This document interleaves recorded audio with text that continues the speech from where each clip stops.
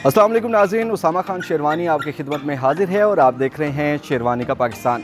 नाज़रीन, कहते हैं कि शौक़ का कोई मोल नहीं। लोगों ने काफ़ी पेट्स अपने घरों में रखे होते हैं। किसी ने कुत्ते रखे होते हैं, किसी ने कबूतर रखे होते हैं, तो किसी ने मुर्गियाँ और तोते रखे होते हैं। आज हम आपको एक ऐसे नौजवान से मिलाएंगे जिन्होंने घर पर सूअर रख रखे हैं। जी हाँ, सूअर रख रखे हैं और किस वजह से रख रखे हैं, शिकार के घर से रखे हैं या अपने शौक़ के घर से रखे हैं, उनसे आपको मिलवाते हैं।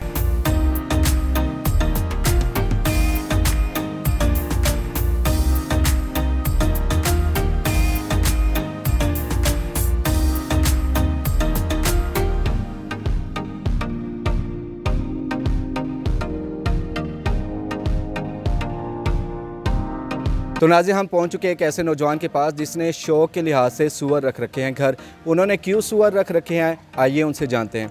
इतने सारे सूअर आपने घर में रख रखे हैं, ये शौक़ है या जुनून है? पहली तो गल सारे शिकारी भरावां मेरी तरफों सलाम, खास कर जेड़े परदेस विच ते इत्थे साढ़े कोल एक मसला बन चुका। जदों दी मोटरवे साढ़े कोल लाहौर इस्लामाबाद बनी है, साढ़े कोल ना इहदी परवरिश घट गई है ते नस्ल कशी हो गई थी। इसकी वजह तो सन इत्थे मिलना ही रहे। फी शिकार सन पै रहा 50 तो 60 हज़ार रुपया। असी जाके तिरबेला डैम, हरीपुर हज़ारा, उस तो बाद नौशहरा, मरदान, पारा चनार उत्थे जाके शिकार खेडदे से। फिर असी दोस्तों सलाह की, बस सन शौक है, असी फिर अखराजात करके अपना फार्म हाउस बना लिया ते सूअर इत्थे असी अपने पाल लैन।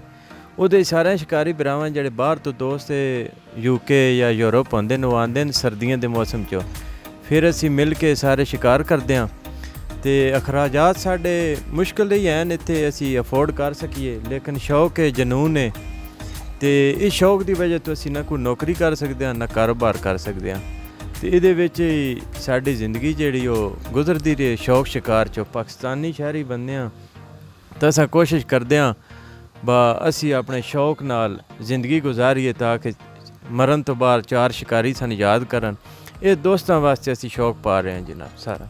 तो ये घर में ही आपने इतने सारे सूअर रखे हुए हैं, तो तकरीबन मैंने देखा है कोई 15-20 सूअर हैं।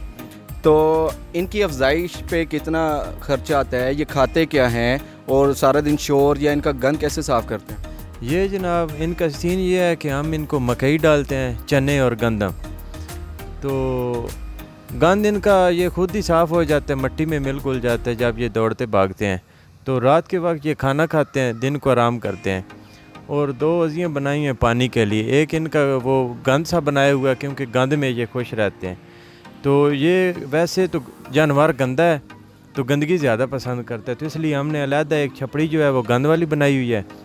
वो कॉर्नर में जो साफ़ पानी पीने वाला है वो इनके लिए तैयार किया हुआ है कि नहीं उसमें वो पानी शानी पीते रहें, दाना खाना खाएं तो वो पानी पी लें ऊपर से। लेकिन हमने देखा लोग शिकार के घर से काफ़ी चीज़ें रखते हैं, मतलब कुत्ते या जैसे आपने रखे हुए कुत्तों के बारे में भी हम आपसे जानेंगे। लेकिन सूअर को शिकार के घर से किस तरह से रखा जाता है? सूअर मिल नहीं न रहा इससे, मतलब ना 200 किलोमीटर साइडों पे ना जेलम, झांग, सरगोदा कहीं भी ये नस्ल नहीं अब मिल रही। तो हमने दूर से हरीपुर हज़ारा से पकड़े हैं, कुछ एबटाबाद से, कुछ इस्लामाबाद से। तो इसलिए हम 2 सारे इकट्ठे होकर जाते हैं, गाड़ियाँ रेंट पे हमारी होती हैं, काफ़ी अखराजात हैं। तो हम पालते हैं कि बस दोस्तों का शौक़ पूरा होता रहे। मेरे पास टाइम है, मैं पाकिस्तान में रह रहा हूँ, टाइम काफ़ी है, इसलिए मैं दोस्तों की ख्वाहिशात पूरी करने के लिए खुद दिन को टाइम दे रहा हूँ शिकार को। सर्दियों में वो आएंगे तो हम मिल के शिकार खेलेंगे। तो मेरा एक बेस्ट फ्रेंड है सैयद ज़ुबैर हुसैन शाह, ये चकवाल से जेलम रोड पे छब्बर सईदा गिरा है उसका। तो मेरा मोहसिन भी है, उस्ताद भी है, हमारी टीम का सदर भी है और बड़ा भाई भी है और सैयद है। हम उसके घुटनों को हाथ लगाते हैं और हमारे लिए बड़ा वो मतलब मोहतरम इंसान है। तो उसकी वजह से भी हम ज़्यादा शिकार में मुतवज्जो। वो हमारा मतलब बेहतरीन एक शिकारी है पूरे पाकिस्तान लेवल का। तो ये सूअर में भी किस्में होती हैं, कितनी किस्म के सूअर होते हैं? जो हमारे इलाके में पहले सूअर थे कद के छोटे होते थे, दुम्बे उनकी छोटी होती थी, कान भी छोटे होते थे और भूरे रंग के होते थे। तो अभी हम ये जो लेके आ रहे हैं ये भूरे भी हैं, काले भी हैं, दुम्बे इनकी बहुत लंबी हैं, कद भी इनके बहुत लंबे हैं। ये नस्ल उधर पहाड़ की है, ये थोड़ी सी मुनफरिद है इनसे।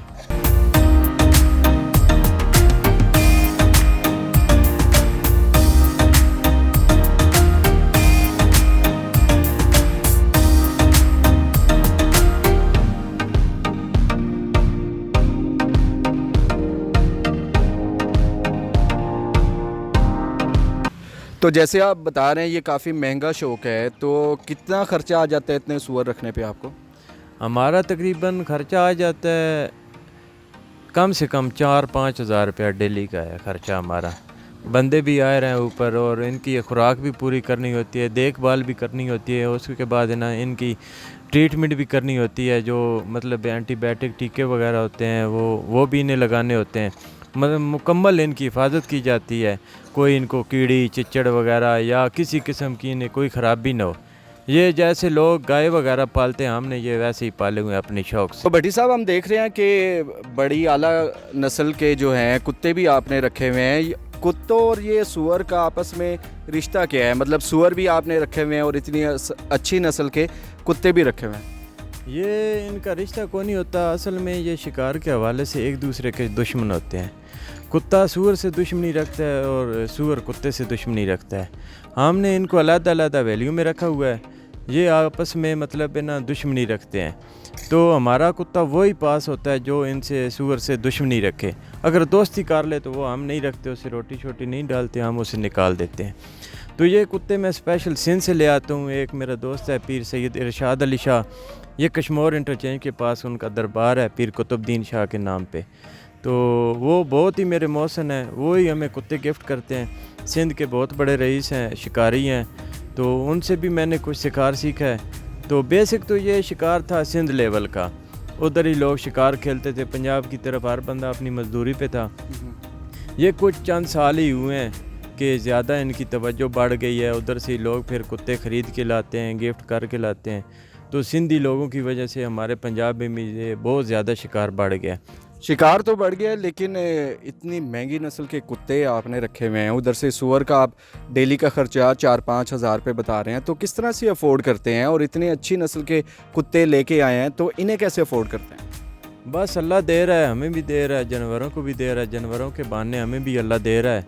बस सोचें तो ये शौक़ नहीं होते, बस कुछ कारोबारी लोग ज़हन के होते हैं, वो सुबह उठते हैं सोचते हैं कि हमें कुछ हलाल जानवर पालने चाहिए, ये इनकम होगी। तो मेरी या मेरे शिकारी भाइयों की ये सोच नहीं होती कि ना शिकार को कारोबार के हवाले से सोचा जाए। तो हमारी यही सोच होती है, शौक़ ही होता है।